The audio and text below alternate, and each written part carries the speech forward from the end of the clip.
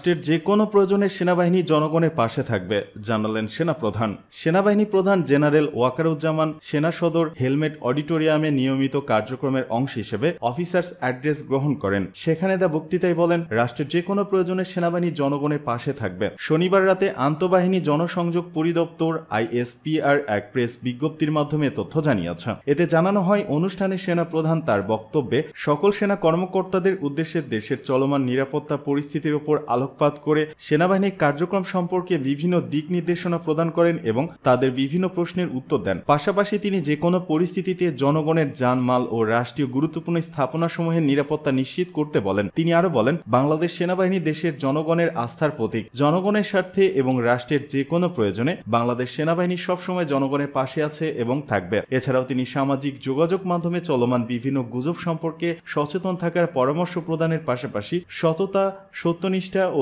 ন্যায়পরায়ণতার সাথে দায়িত্ব পালনের নির্দেশনা প্রদান করেন। এ সময় সেনা সদরের ঊর্ধ্বতন সামরিক কর্মকর্তাগণ, সকল সেনানিবাস হতে ফরমেশন কমান্ডারগণ সহ সকল পদবীর সেনা কর্মকর্তাগণ ভিডিও টেলিকনফারেন্সের মাধ্যমে অংশগ্রহণ করেন।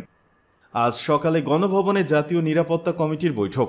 বৈষম্য বিরোধী ছাত্র আন্দোলনের এক দফা দাবিতে অসহযোগ আন্দোলন ও দেশব্যাপী বিক্ষোভের মধ্যে আজ রবিবার বৈঠকে বসছে নিরাপত্তা বিষয়ক জাতীয় কমিটি। গণভবনে প্রধানমন্ত্রী শেখ হাসিনার সভাপতিত্বে এ বৈঠক হওয়ার কথা রয়েছে। সরকারের বর্তমান মেয়াদে এটিই হবে জাতীয় নিরাপত্তা সংক্রান্ত সর্বোচ্চ এই নীতি নির্ধারণী কর্তৃপক্ষের প্রথম বৈঠক। এর আগে সর্বশেষ গত 7 জানুয়ারি জাতীয় নির্বাচনের প্রায় 1.5 মাস আগে 2023 সালের 15 নভেম্বর এই কমিটি বৈঠকে বসেছিল। স্বরাষ্ট্র, তথ্য, আইন, অর্থ, পররাষ্ট্র, পরিকল্পনা, শিল্প ও বাণিজ্য মন্ত্রী সহ 27 সদস্যের কমিটির সব সদস্য, মন্ত্রিপরিষদ সচিব, প্রধানমন্ত্রীর কার্যালয় মুখ্য সচিব এবং সেনা, নৌ ও বিমান বাহিনী প্রধান সহ সংশ্লিষ্টদের এই বৈঠকে উপস্থিত থাকতে বলা হয়েছে। জাতীয় প্রতিরক্ষা নীতি 2018 অনুমোদনের পর 2019 সালের মার্চে নিরাপত্তা বিষয়ক জাতীয় কমিটি গঠিত হয়। এই কমিটি জাতীয় নিরাপত্তা সংক্রান্ত সমস্যা পর্যালোচনা করে। 2023 সালের 15 নভেম্বরের বৈঠকে অন্যান্য বিষয়ের মধ্যে সামাজিক যোগাযোগ মাধ্যমে গুজব ছড়ানো প্রতিরোধ, আইন শৃঙ্খলা বজায় রাখার কৌশল এবং নিত্য প্রয়োজনীয় জিনিসের দাম নিয়ে আলোচনা হয়েছিল। শাহবাগে উত্তেজনা, ধাওয়া, ভাঙচুর, বিক্ষোভে উত্তাল প্রেস ক্লাব, আফতাবনগর।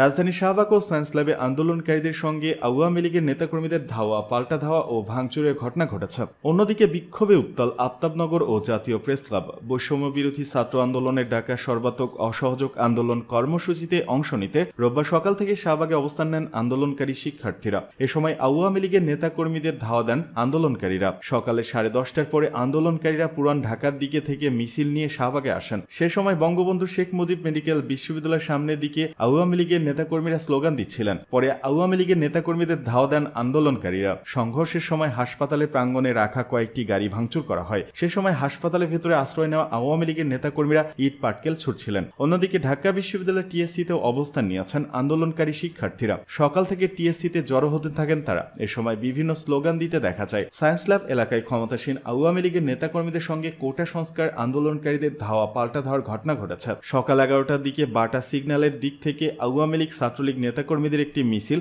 সায়েন্স ল্যাবের দিকে আসতে থাকে এবং আন্দোলনকারীদের ধাওয়া দেয়। কয়েক মিনিটের মধ্যেই আন্দোলনকারীরা পাল্টা ধাওয়া দিলে আওয়ামী লীগ, ছাত্রলীগ নেতাকর্মীরা সেখান থেকে পিছু হটে। প্রধানমন্ত্রী শেখ হাসিনার পদত্যাগের দাবিতে উত্তাল রাজধানীর জাতীয় প্রেস ক্লাব এলাকা। সকাল 10:30টা থেকে বিভিন্ন শ্রেণী পেশার মানুষ প্রেস ক্লাবে জড়ো হয়ে বিক্ষোভ করেছেন। তাদের স্লোগানে মুখর প্রেস ক্লাব সড়ক। বাংলাদেশ সম্মিলিত পেশাজীবী পরিষদ, গণহত্যা ও নিপীড়ন বিরোধী আইনজীবী, গণতান্ত্রিক বাম ঐক্য সহ বিভিন্ন ব্যানারে বিক্ষোভ সমাবেশ করেছেন আন্দোলনকারীরা। এ সময় বিক্ষোভ থেকে এক দফা এক দাবি, শেখ হাসিনা কবে যাবি। পেশাজীবীরা দিচ্ছেন ডাক, শেখ হাসিনা সরকার খুনি সরকার, শেখ হাসিনা সরকার, ব্যাংক ডাকাতি সরকার সহ বিভিন্ন স্লোগান দিচ্ছেন। অন্যদিকে বৈষম্য বিরোধী ছাত্র আন্দোলনের এক দফা দাবির কর্মসূচিতে সাড়া দিয়ে আফতাবনগরে জড়ো হয়েছেন শিক্ষার্থীরা। আজ রোববার সকালে 10:30টা থেকে রাজধানী আফতাবনগরের ইস্ট ওয়েস্ট বিশ্ববিদ্যালয় ফটকের সামনে অবস্থান নেন তারা। সরজমিনে দেখা যায় আফতাবনগরের ইস্ট ওয়েস্ট বিশ্ববিদ্যালয়ের সামনে শিক্ষার্থীরা বিক্ষোভ করছেন। এ সময় ইস্ট ওয়েস্ট ছাড়াও আশেপাশের আরো কয়েকটি শিক্ষা প্রতিষ্ঠানের শিক্ষার্থীরা যোগ দেন। কর্মসূচির শুরুর দিকে শিক্ষার্থীর সংখ্যা কম থাকলেও ধীরে ধীরে তা বাড়তে থাকে। উল্লেখ্য, সরকার পতনের এক দফা দাবিতে আজ রোববার থেকে বৈষম্য বিরোধী ছাত্র আন্দোলনের ডাকা অনির্দিষ্ট কালের জন্য সর্বাত্মক অসহযোগ আন্দোলন শুরু হয়েছে। গতকাল শনিবার বিকেলে কেন্দ্রীয় শহীদ মিনারে বিক্ষোভ সমাবেশে অসহযোগ আন্দোলনের রূপরেখা তুলে ধরেন আন্দোলনের অন্যতম সমন্বয়ক আসিফ মাহমুদ। এর আগে সরকারের পদত্যাগের এক দফা দাবিতে রোববার থেকে সর্বাত্মক অসহযোগ আন্দোলনের কর্মসূচি ঘোষণা করেন বৈষম্য বিরোধী ছাত্র আন্দোলনের আরেক সমন্বয়ক নাহিদ ইসলাম। কেন্দ্রীয় শহীদ মিনারে হাজার হাজার মানুষের সমাবেশে এই ঘোষণা দেওয়া হয়। এই সমাবেশেই অসহযোগ আন্দোলনের রূপরেখা তুলে ধরা হয়।